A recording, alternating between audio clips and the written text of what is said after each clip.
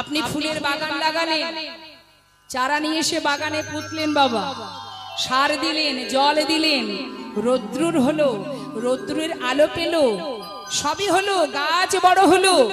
বলুন তো বাবা, আপনি সার দিয়েছেন, আপনি জল দিয়েছেন, আপনি কর্ম করেছেন, কিন্তু আপনি কি বলতে পারবেন যে এই গাছে ফুল ফুটতেই পারে, ফুটবে? আপনি কিন্তু এটা বলতে পারবেন না। আপনি সব করলেন, কিন্তু ফুল ফোটানোর মালিক কিন্তু ভগবান। তাই গৌর হরি বল, হরি বল। তাই ভরসা তো আমাদের করতেই হয়। আজ বৃন্দাবনের সকল গোপী যারা এই জন্য বলে যে ব্রজপ্রেম শ্রেষ্ঠ প্রেম, যারা গোবিন্দকে ভালোবাসতেন কোনো নিয়ম মেনে নয়, তারা ভালোবাসতেন নিজের জন ভেবে। বলেছিলেন গোবিন্দকে, হে গোবিন্দ, তুমি আমাদের ছেড়ে চলে যাচ্ছ, মথুরায় যাও, কিন্তু তোমাকে তো আমরা হৃদয় মন্দিরে বসিয়ে রেখেছি। এই হৃদয়ে বসে আছো তুমি, এখান থেকে যাও দেখি তোমার কেমন ক্ষমতা। হরি বল। এখানে তো তুমি বসে আছো, যেখানেই থাকবে থাকো, কিন্তু এখান থেকে তুমি যেতে পারবে না। তাই গৌর হরি বল। এটাই হলো প্রেম, ভালোবাসা। আজ ভগবান যাদের নিয়ে লীলা করলেন, বাঁশি বাজালেন বৃন্দাবনে গোপীগণের উদ্দেশ্যে, সকল গোপী এলো বটে মা। এই সকল গোপীর মধ্যে যারা কিনা নিত্য সিদ্ধা অর্থাৎ রাধারানী আর সখীগণ, আর এদিকে কৃপা সিদ্ধা গোপী যারা কাত্যায়নী ব্রত করে পেয়েছেন, আর সাধন সিদ্ধা গোপী কারা?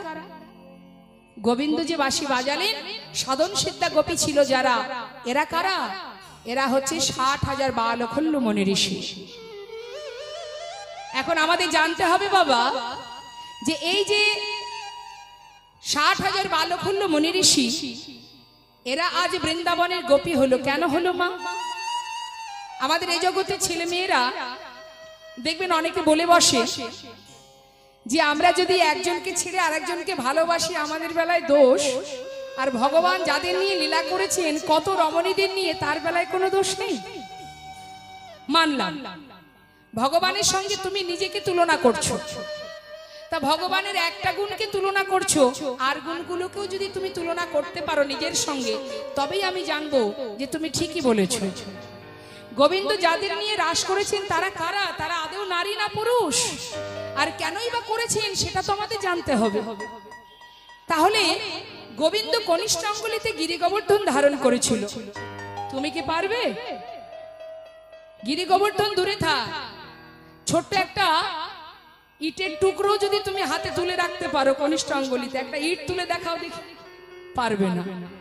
তাহলে অন্য বেলায় তুলনা করছো, এর বেলায় কেন পারবে না? তার সঙ্গে নিজেকে তুলনা করলে বিপদ।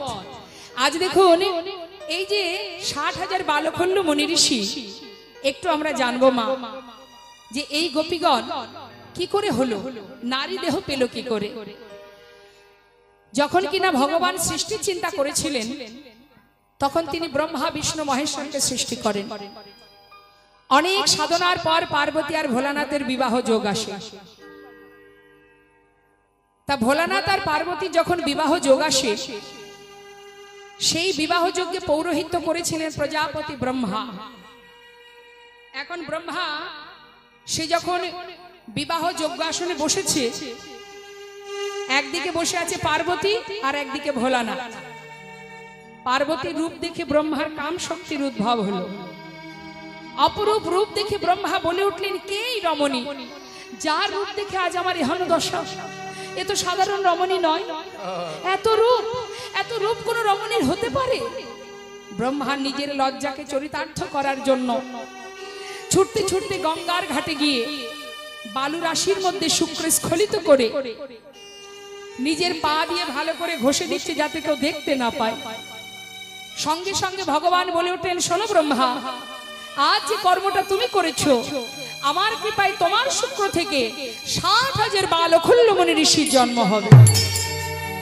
ব্রহ্মা করজোড়ে বললেন, হে প্রভু, তাহলে এরা উদ্ধার হবে কি করে?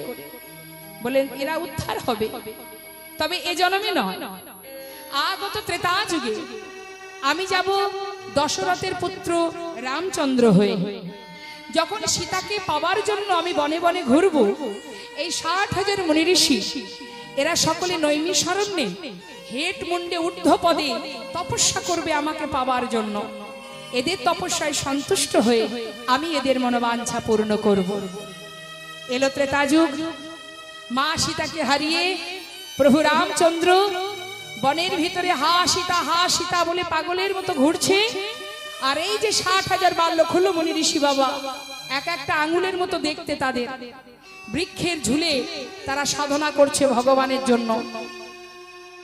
আর তাদের সাধনা করতে করতে হঠাৎ দেখছে যিনি ভগবান একটা রমণীর জন্য বনের ভিতরে পাগলের মতো ঘুরছে।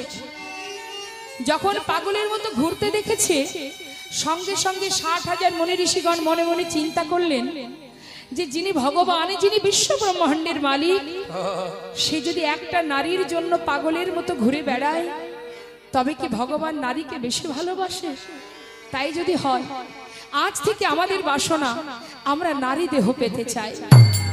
আমরা নারী দেহ পেয়ে একটা রজনীতে গোবিন্দকে আমরা প্রতিরূপে লাভ করতে চাই। চারিদিকে অগ্নি প্রজ্বলিত করে কঠিন তপস্যায় বসলেন বাবা।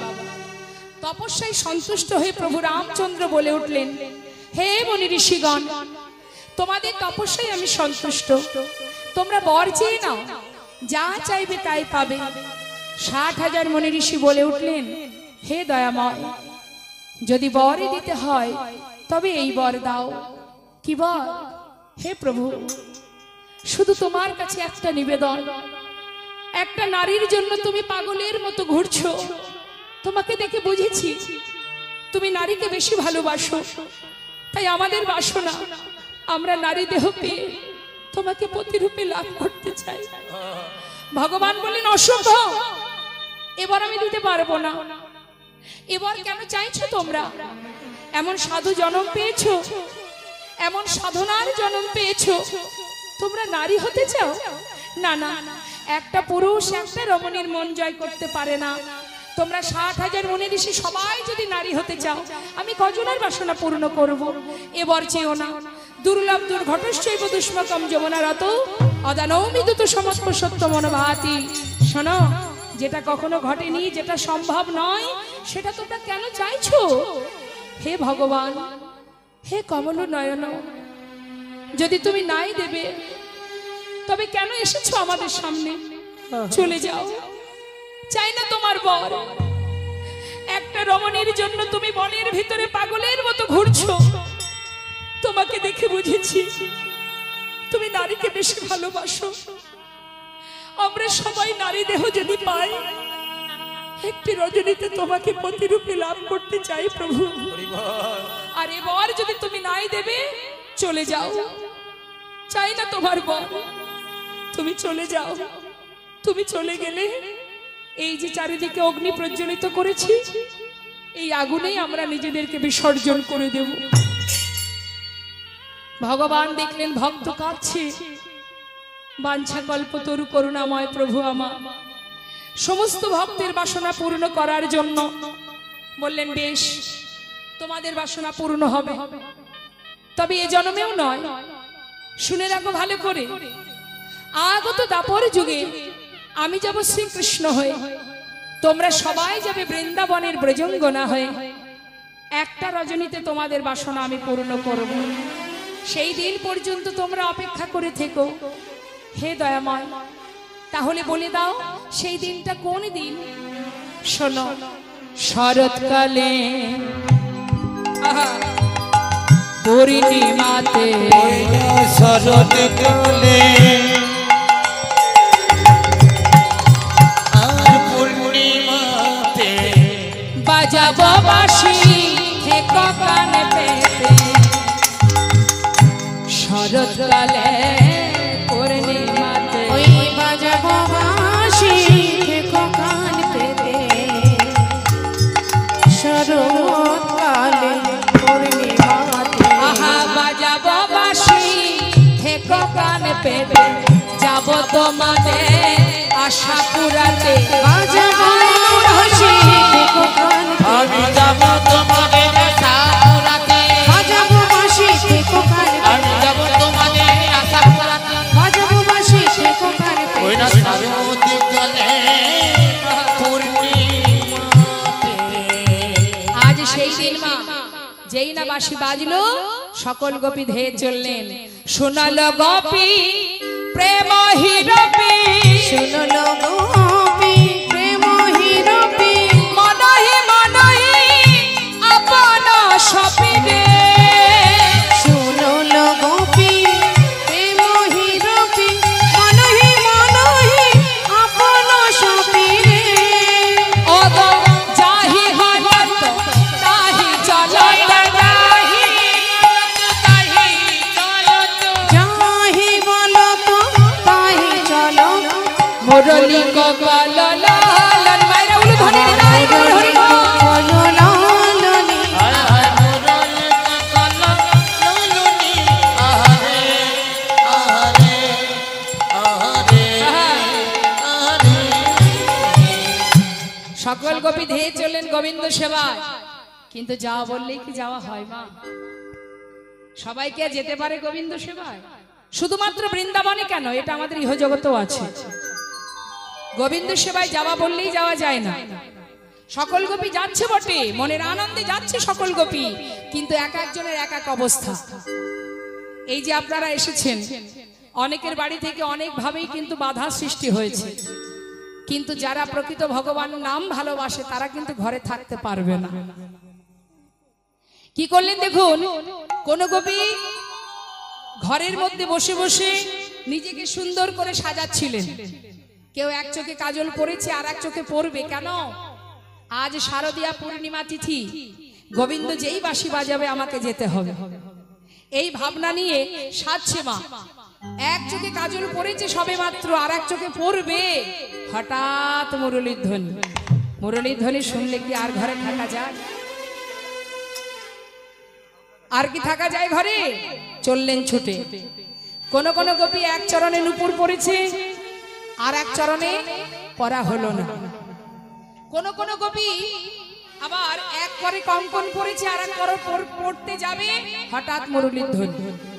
যে যে অবস্থায় ছিল বাবা, মুরলীর ধ্বনি শোনা মাত্রই সেইভাবে ছুটে চললেন। সবাই যাচ্ছে মা।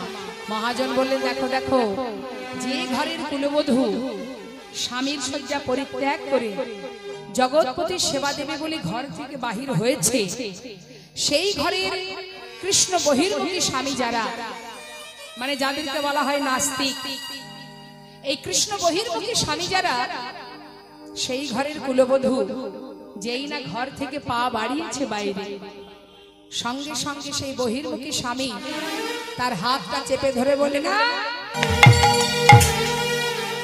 হাত ধরে বললেন, যাচ্ছিস কোথায়? স্বামী, আমি যাচ্ছি স্বামীর কাছে। স্বামীর কাছে? ঠিক করে বল, কোথায় যাচ্ছিস? আমি তো তোর স্বামী, আবার যার কাছে যাচ্ছি সেও তোর স্বামী। কোথায় যাচ্ছিস সত্য কথা বল। বললাম তো, আমি চলেছি স্বামীর কাছে। তবে জানো স্বামী, আমি যে স্বামীর কাছে চলেছি সে শুধু আমার একার স্বামী নয়, সে আমারও স্বামী, তোমারও স্বামী, জগৎ জীবের স্বামী। সে হলো জগৎ স্বামী। সে কি আর এত কিছু বোঝে না? সে বলছে, কলঙ্কিনী, দ্বিচারিণী, অসতী, আমাকে ছেড়ে এত রাত্রে স্বামীর কাছে যাওয়া? তাহলে বুঝলাম এতদিন আমি তাহলে কলঙ্কিনীর ঘর করছি। শোনেরা, এক রজনীতে কয়েক স্বামীর বাসনা পূর্ণ করবি তুই? তোর পিতা অগ্নি সাক্ষী করে আমার সঙ্গে তোর বিবাহ দিয়েছে, তোর সব কিছুর উপরে শুধু আমার অধিকার। সঙ্গে সঙ্গে সেই গোপী বলে উঠলেন, স্বামী ঠিকই বলেছ, আমার পিতা বিবাহ দিয়েছে আমার এই দেহটার সঙ্গে, তোমার সাথে বিবাহ হয়েছে এই দেহটা। দেহের মধ্যে একটা জিনিস আছে যেটা আমি তোমাকে কখনো দিইনি, সেটা কি জানো? সেটা হলো মন, যেটা সেই শিশুকালে আমি কৃষ্ণ চরণে অর্পণ করেছি। স্বামী, আমি তোমার দুটি পায়ে পড়ি, আর কোনোদিন যাব না। আজকে রজনীটা ছেড়ে দাও স্বামী, আমি কথা দিলাম আজকে রজনীটা যদি তুমি ছেড়ে দাও আমি তোমায় ছেড়ে কোথাও কোনোদিন যাব না।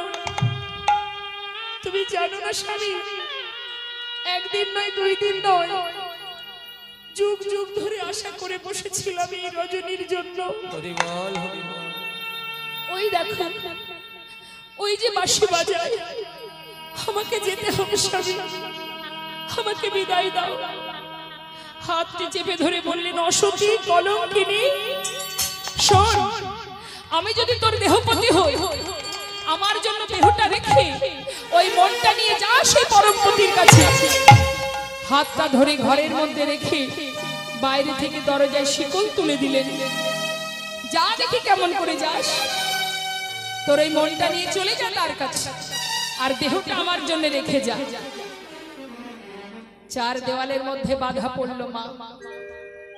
সেই গোপী ঘরের মধ্যে বসে বসে কাঁদে আর বলে, স্বামী গো, তোমার কথাই যেন সত্য হয়, সত্যই যেন আমার এই দেহটা রেখে এই মনটা নিয়ে আমি গোবিন্দের চরণে পৌঁছাতে পারি। স্বামী গো, যুগ যুগ ধরে আশা করে বসে আছি একটা রজনীর জন্য। হে বিপদ ভঞ্জন মধুসূদন, এমন স্বামীর সংসারে তুমি আমায় দিয়েছো যে তোমাকে চেনে না, বোঝে না। কোথায় আছো একবার দেখা দাও। ঘরের মধ্যে সেই গোপী কাজ আর গোবিন্দকে ডাকছে, দেখা দাও ও হে মধুসূদন।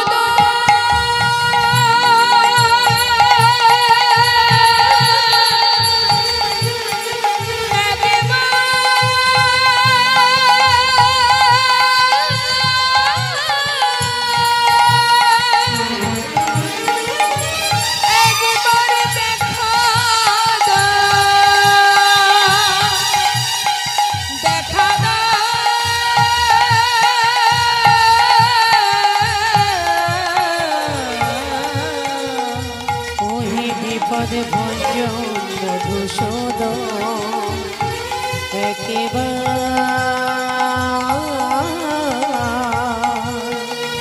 দেখা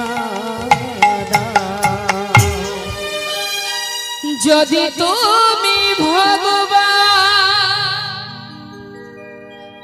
ভক্তেরি প্রাণ, তবে কেন দুঃখ দাও ও গো দয়াময়, তবে কেন দুঃখ দাও।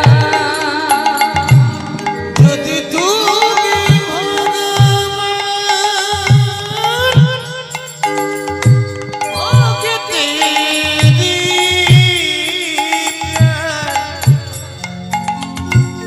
তবে কেন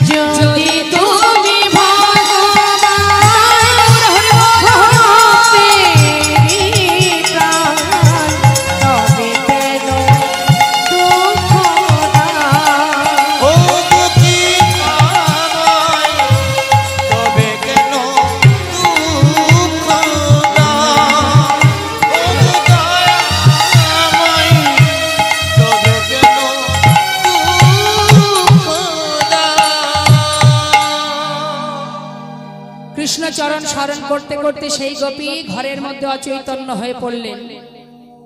নিয়ে গেলেন আমার গোবিন্দ তাকে। কিভাবে নিলেন? দেহটা থাকলো পড়ে, এটা তো অসার দেহ মা, দেহ রইল পড়ে। সূক্ষ্ম আত্মাকে তুলে নিয়ে নতুন কলেবর তৈরি করে ষড়রিপুকে 6 চাকা করে মনোরথে করে নিয়ে গেলেন রাসমঞ্চে। মহাজন বলেন, দেখো সকল গোপীর আগে পাইল সেরা মা। গোবিন্দ দাসে বলে, আমি কি দেব উপমা। ভগবানের সেবা দেবার জন্য ঘর ছেড়ে সবাই যেতে পারে, কিন্তু আজ বৃন্দাবনের ব্রজগোপীরা নিজেদের দেহ ছেড়ে সূক্ষ্ম আত্মা নিয়ে চললেন গোবিন্দ সেবায়। চললেন বৃন্দাবনে, ছুটতে ছুটতে যাচ্ছে যেখানে রাসলী নামক স্থান। চললেন সকল গোপী। মহাজন বলেন, দেখো বিছড়ি দেহ নিজ হি দেহ, এক নয়ন কাজল দেহ রে, আহারে আহারে আহারে।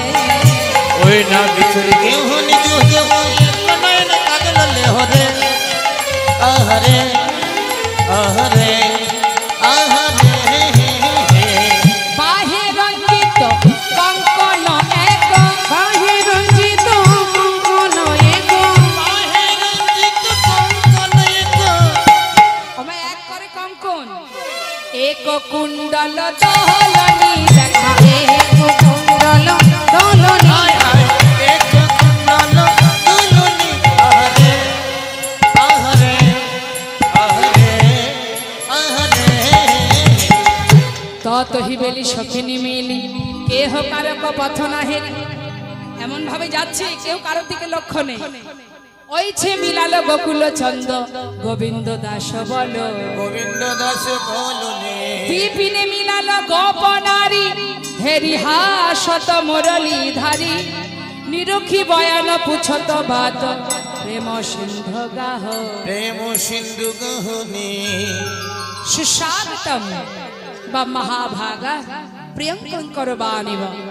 সুস্বাগতম। এই যে মায়েরা সকলে ভালো আছেন এখানে?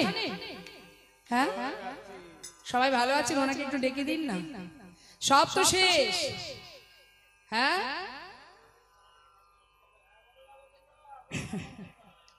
ভালো আছেন? আমার এই দাদা ভাই জোর করে বলালেন, তাই কি মন থেকে চাইছেন না বলতে? ভালো আছেন তো বাবা? আপনারা সবাই ভালো আছেন? দেখুন দেখুন আমাদের বাবাদের দিকে একটু তাকিয়ে দেখুন, কত সুন্দর করে বলছেন, আর আপনাদের কণ্ঠ থেকেই সুর বেরোচ্ছে না। কি ভালো আছেন? হ্যাঁ, বাহ, এইটাই তো চাইছিলাম। আচ্ছা, কতটা ভালো আছেন? বাপরে বাপ, এত ভালো! আচ্ছা, ভালোই যদি থাকবেন তাহলে ঘর ছেড়ে এখানে কেন এসেছেন? ঘরে কি ডাকাত পড়েছে, নাকি চুরি হয়ে গেছে, নাকি আগুনে পুড়ে গেছে? কোনটা? কি জন্য এসেছেন এখানে? এত রাত্রে সন্তান ছেড়ে, সংসার ছেড়ে এখানে কেউ আসে? লোকে কি বলবে? অসতী কলঙ্কিনী বলবে না?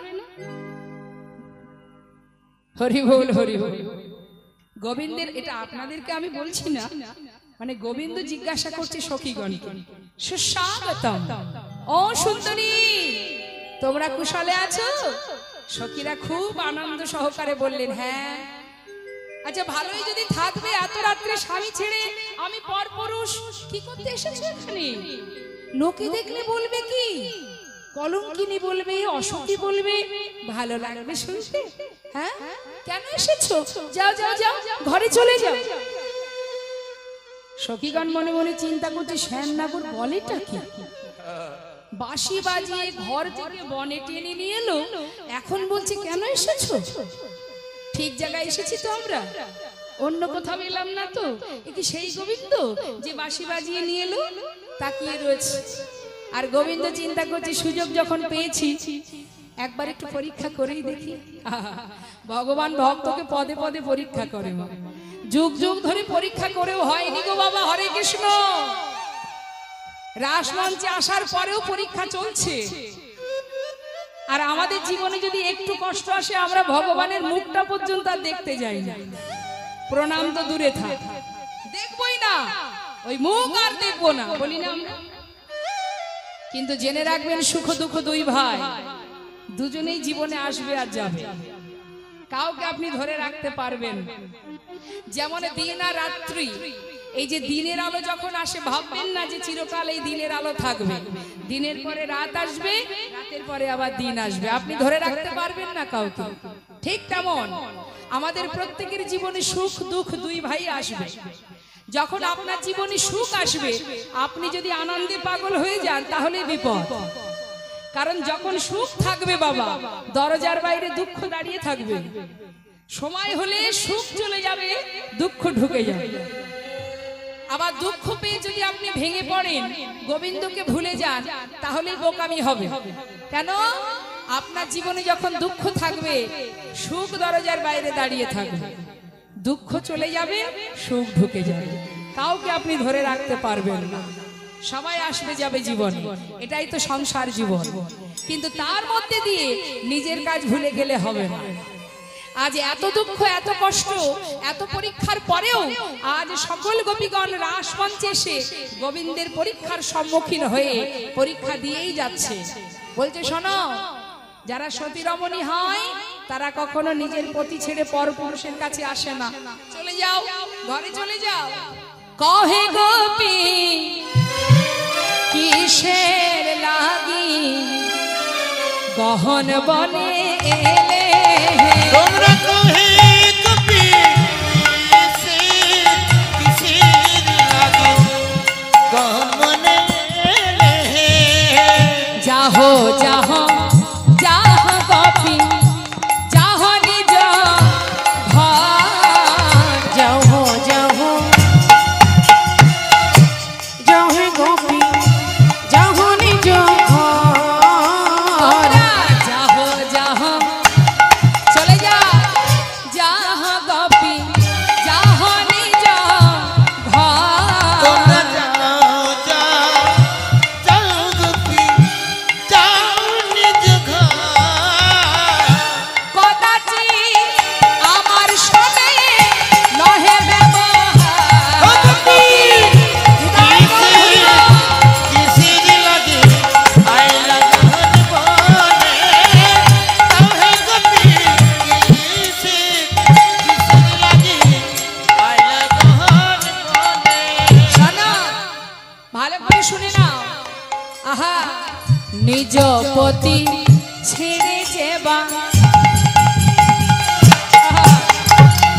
পরপতি ভজে, দেখো নিজ পতি ছেড়ে কেবা পরপতি ভজে।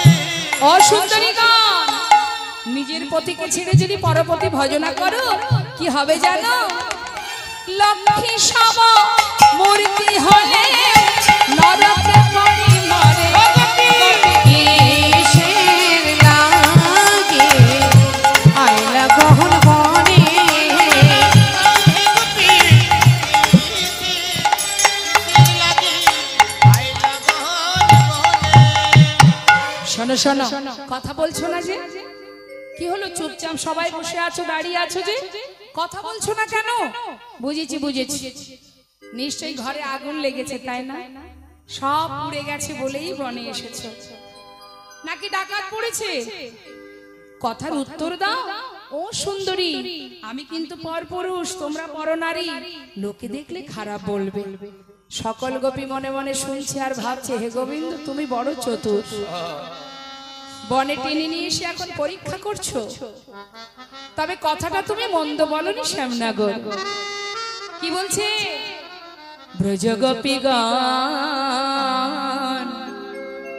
অন্তর্যামী ভগবানকে বলিছেন, হে গোবিন্দ সদাই আমাদের ঘরে আগুন লেগেছে, সে কথা তো তুমি ছাড়া কেউ জানে না। সকালে আগুনে লাগলে নেভানো যায়, বিকালে আগুনে লাগলে নেভানো যায়, কিন্তু কারো ঘরে ভরা দুপুর বেলা যদি আগুন লাগে মা, সে আগুন কি সহজে নেভানো যায়? হে গোবিন্দ, শিশুকালে আগুনে লাগলে নেভানো যা,